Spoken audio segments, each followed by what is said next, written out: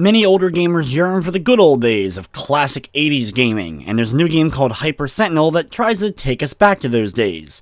But does this game end up kicking our nostalgia in the hyperdrive, or is buying this one just gonna fill you with a bunch of retro regret?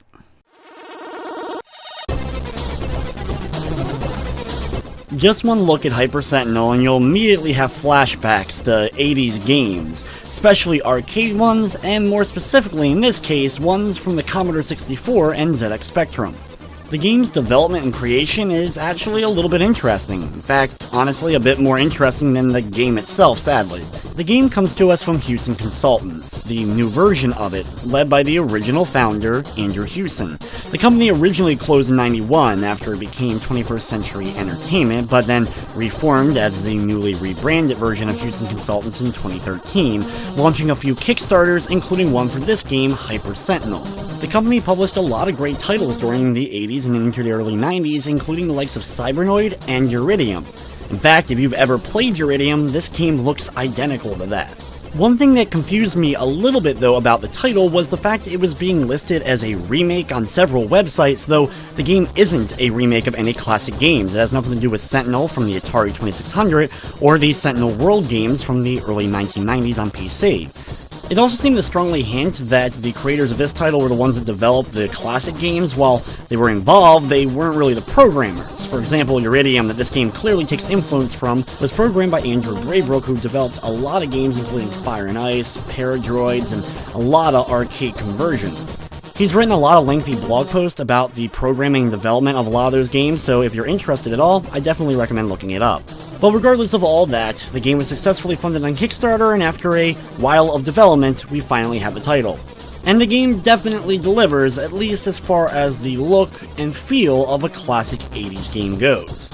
The game features 13 levels, each with different difficulties and 3 different modes apiece. The way that the game works is you're dropped into a big open area with a giant spaceship, and your goal is to destroy all of the ground forces on top of the ship before the boss or sentinel is revealed. Once it is revealed, you have to destroy it, and if you're able to successfully do that before running out of health, you move on to the next stage.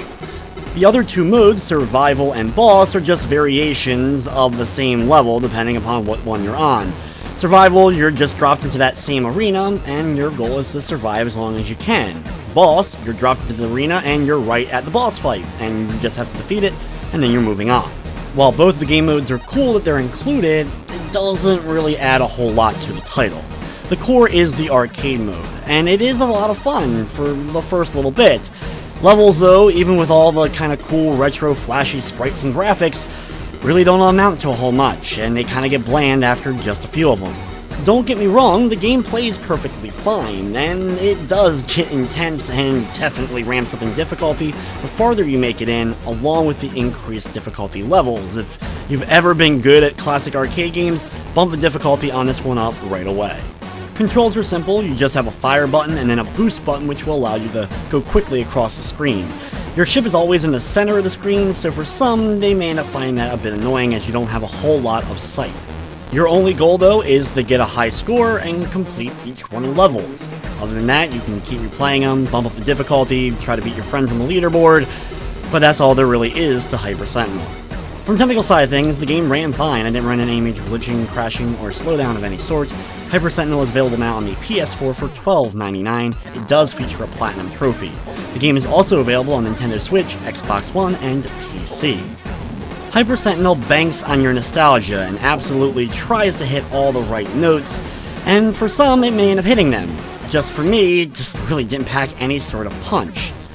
The game tries its best with the retro feel, including even things to make the game look like it's running on a CRTV, ZX Spectrum, and Commodore 64 respectively, but even this doesn't really end up saving the game from mediocrity.